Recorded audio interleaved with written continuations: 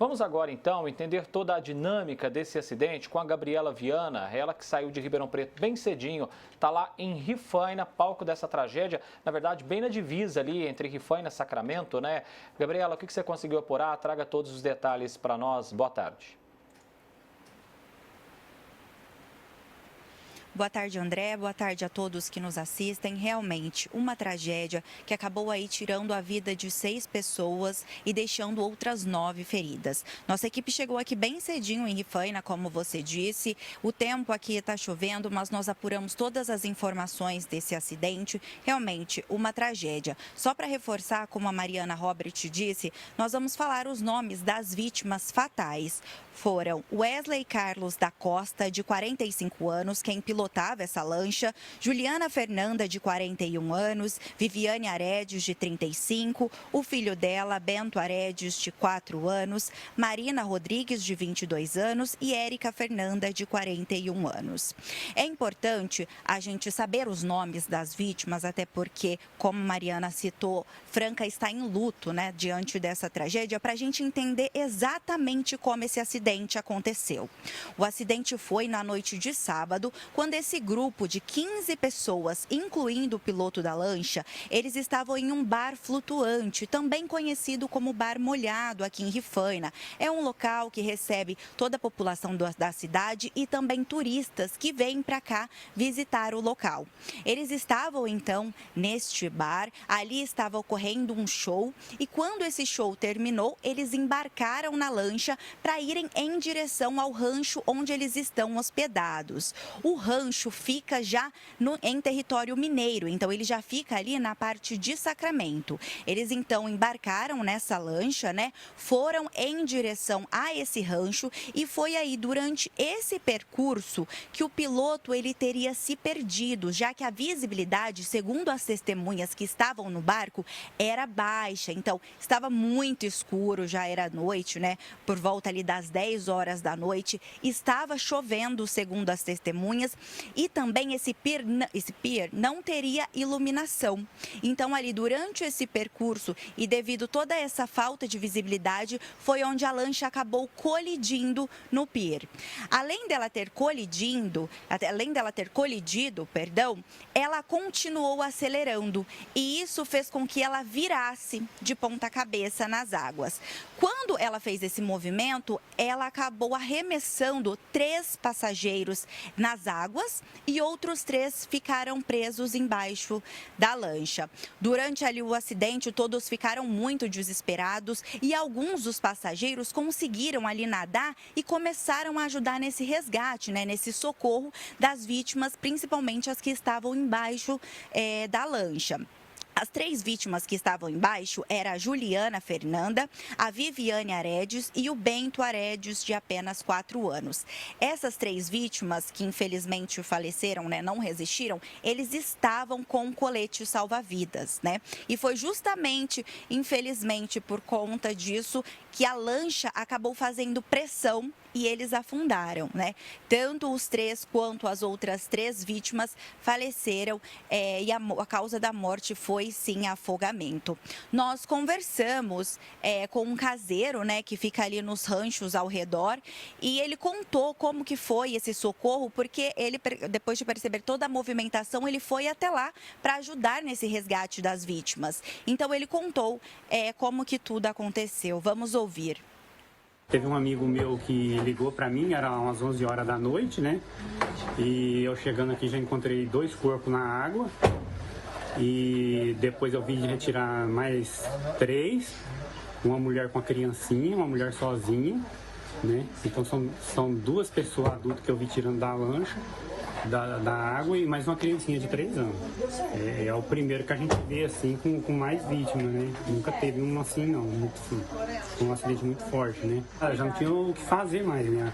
A lancha já tinha tombado. E aí era só o resgate dos corpos mesmo que ficou. As outras pessoas conseguiu recuperar, né? As que tá internadas, né?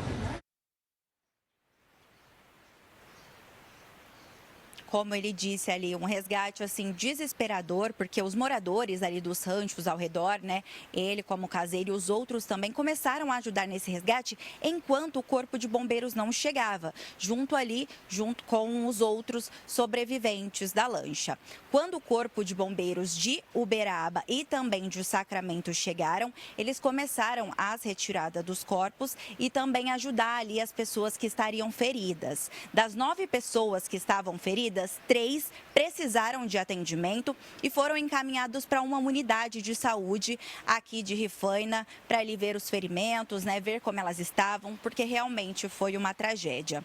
O Corpo de Bombeiros também deu mais detalhes de como foi todo esse socorro e a gente ouve agora.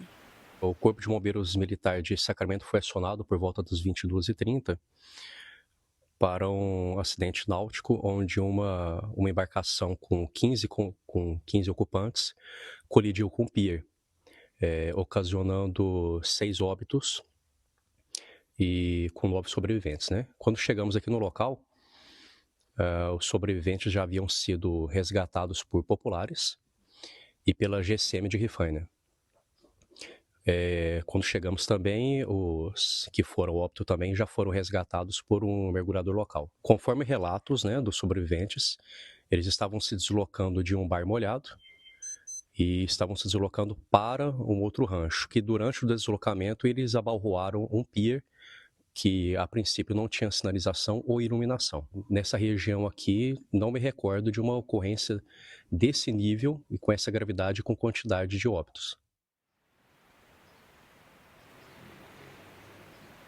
Como o Corpo de Bombeiros disse, né, o pier ele aí não teria iluminação. Nós perguntamos sobre isso para o pessoal da GCM, a Guarda Civil Metropolitana, que eles também chegaram rapidamente, né, durante o resgate, e eles nos disseram que essa informação foi confirmada pelo próprio caseiro do rancho desse pier. O pier ele tem sim iluminação, mas no momento do acidente ela não estava acesa. Então realmente o piloto teve aí uma dificuldade, né, para visualizar e dar andamento ali até eles chegarem ao destino deles, que era um rancho na cidade ali de Sacramento, onde eles estavam hospedados após virem curtir o fim de semana em Rifaina. Outro ponto também levantado por algumas testemunhas é que o piloto da lancha, Wesley Carlos da Costa, de 45 anos, não teria a habilitação náutica, né, conhecida como arraiz amador. Essa questão nós questionamos a Marinha, né, e vai ficar a encargo da Justiça descobrir se ele realmente tinha ou não essa autorização. Mas ele era sim o proprietário da lancha, né, o grupo aí de 14 amigos, mais ele havia feito, né, locado essa embarcação para um passeio e ele era sim o proprietário e agora fica a cargo da Polícia Civil descobrir se ele tinha ou não essa habilitação. Mais cedo nós também conversamos com o responsável pela Defesa Civil, que deu um pouco mais de detalhes de como ficam as investigações a partir de agora e, inclusive, também levantou a questão que algumas testemunhas trouxeram do consumo de bebidas alcoólicas por parte do pessoal que estava na lancha. Vamos ouvir o que ele disse. Na chegada ao local, os homens viram muito nervosismo, né, estado de choque das pessoas, né. Falaram, né, que houve uma colisão, né, nesse pier. Não se sabe se esse pier estava iluminado ou não no momento do fato. Na hora do resgate, o pier tinha iluminação, né, então isso vai ficar por conta da Polícia Judiciária de Minas Gerais, né, a investigação desses fatos, e também da Marinha do Brasil. Todos, né, estavam frequentando um bar flutuante, né, e na saída desse bar flutuante, não sei se ele errou a navegação náutica dele, né, ele estava muito próximo à margem, né, que também é proibido você navegar próximo à margem pelas normas. Sabe-se que eles frequentavam, né, um bar naquele momento e a perícia também, os exames do ML vai comprovar, né, essa utilização de bebida alcoólica por eles ou não, né. E nós recebemos agora há pouco uma nota da Marinha do Brasil afirmando que eles estiveram lá no local para coletar materiais que vão auxiliar nas investigações. E nós vamos ouvir agora um áudio de uma pessoa que também estaria nessa lancha no momento desse acidente, dessa colisão com o pier. Vamos ouvir esse áudio. Pior que eu não estava correndo, você acredita? Só que a lancha não desligou na hora da batida. Aí ela bateu e continuou acelerando. Aí no acelerar, a lancha virou devagarzinho em cima de nós. Virou em cima de nós. Aí tinha 3 pessoas que estavam de colete. Aí não conseguiu mergulhar para passar por baixo, entendeu? E eu tava sem colete. Aí eu saí, aí eu vi que a minha prima tava lá dentro ainda.